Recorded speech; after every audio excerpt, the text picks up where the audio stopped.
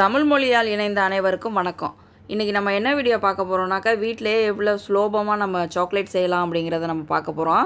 இதை பார்க்குறதுக்கு முன்னாடி நீங்கள் இன்னும் நம்ம சேனலில் சப்ஸ்கிரைப் பண்ணலைன்னா சப்ஸ்கிரைப் பண்ணிடுங்க. கூடவே வர பெல் ஐக்கானை தொட்டு விட்டுருங்க. அப்போ தான் நான் போடுற எல்லா வீடியோஸையும் உடனுக்குடன் நீங்கள் பார்த்துடலாம்.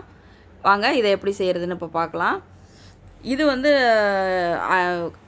சாக்லேட் மோல்டு இல்லாதனால நான் வந்து ஐஸ் க்யூப் மோல்டில் தான் இது செஞ்சுருக்கேன். இதை வந்து சாதாரணமாக பிளேட்டில் ஊற்றி சின்ன சின்னதாக கட் பண்ணியிருக்கேன். வாங்க இப்போ எப்படி செய்கிறதுன்னு பார்த்துருவோம். இப்போ வந்து 1 கப் ஐஷிங் சுகர் இல்லைனாக்கா மிக்சியில் ஜீனியை பொடி பண்ணிவிட்டு அதுக்கப்புறம் அளந்துக்கோங்க. 1 கப்பு ஜீனி, பொடித்த ஜீனி, 1/2 கப்பு பால் பவுடர், 1/2 கப்பு கொக்கோ பவுட்ரு வந்து கொஞ்சம் பிராண்டடாகவே எடுத்துக்கோங்க. அப்போ தான் நம்மளோட சாக்லேட் வந்து கிரீமியாக நல்லா டேஸ்ட்டாக இருக்கும். 1/2 கப்பு கொக்கோ பவுட்ரு எடுத்துக்கலாம். இதையும் சேர்த்து சலிச்சுக்கோங்க.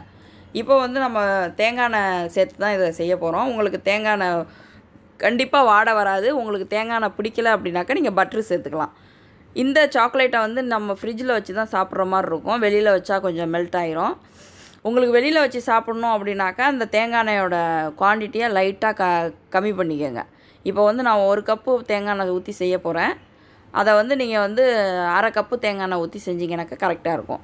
இப்போ வந்து டபுள் பாயிலிங் மெத்தட் செய்ய போகிறோம். இப்போ 2 கிளாஸ் தண்ணி ஊற்றிருக்கேன். தண்ணி கொதித்ததுக்கப்புறம் மேலே ஒரு கண்ணாடி பாத்திரம் வைக்க போகிறோம். அந்த கண்ணாடி பாத்திரம் வந்து இந்த தண்ணியை வந்து கண்டிப்பாக தொடக்கூடாது. தொடாத அளவுக்கு நம்ம ஒரு கண்ணாடி பாத்திரத்தை மேலே வச்சு எண்ணெயை ஊற்றி அதில் மிக்ஸ் பண்ண போகிறோம். நம்ம இப்போ தண்ணி நல்லா கொதிச்சிருச்சு. நம்ம வந்து கண்ணாடி பாத்திரத்தை மேலே வச்சிடலாம். இப்போ கண்ணாடி பாத்திரத்தை மேலே வச்சுட்டு தேங்காய் எண்ணெய் ஊற்றிக்குவோம். தேங்காய் எண்ணெய் ஊற்றுனதுக்கப்புறம் தேங்காய் எண்ணெய் வந்து கொதிக்கணும்னா அவசியம் இல்லை. உடனே நம்ம வந்து சலிச்சு வச்சுருக்கிற ட்ரையிங் பொருளெல்லாம் நம்ம அதில் சேர்த்துடலாம். சேர்த்து நல்லா ஒரு 15 நிமிஷத்துக்கிட்ட நான் கிண்டினேன்.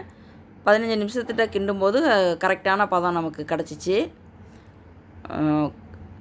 கொஞ்சம் கொஞ்சமாக சேருங்க. சேர்க்கும்போது நமக்கு ட்ரையாக இருக்கிற மாதிரி இருக்கும். அப்புறம் வந்து ஐஷிங் சுகர் வந்து எண்ணெயில் மெல்ட் ஆகும்போது நல்லா கரெக்டான பதத்துக்கு வருது. அது ரொம்ப ஈஸியாக சீக்கிரமாகவே செஞ்சிடலாம். நம்ம பசங்களுக்கு நம்ம கையால் செஞ்சு கொடுத்தோம்னா சந்தோஷம்தான். இது உள்ளே உங்களுக்கு தேவை அப்படின்னாக்கா நீங்கள் நட்ஸு எது வேணாலும் நம்மளோட க்ரியேட்டிவிட்டி தான். நமக்கு என்னென்ன தோணுதோ எல்லாம் வச்சு செஞ்சு கொடுக்கலாம் பசங்களுக்கு. இப்படி கிண்டிகிட்டுருங்க. ஒரு 15 நிமிஷம் கிண்டும்போது கரெக்டாக வந்துச்சு.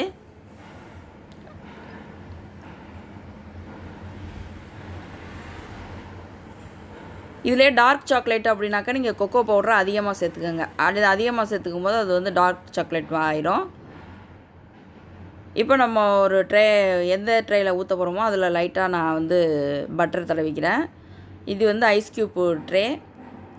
அதில் கொஞ்சம் டம்ளரில் ஊற்றினா கொஞ்சம் ஈஸியாக இருக்கும் அப்படிங்கிறனால நான் டம்ளர்லேருந்து ஊற்றுறேன்.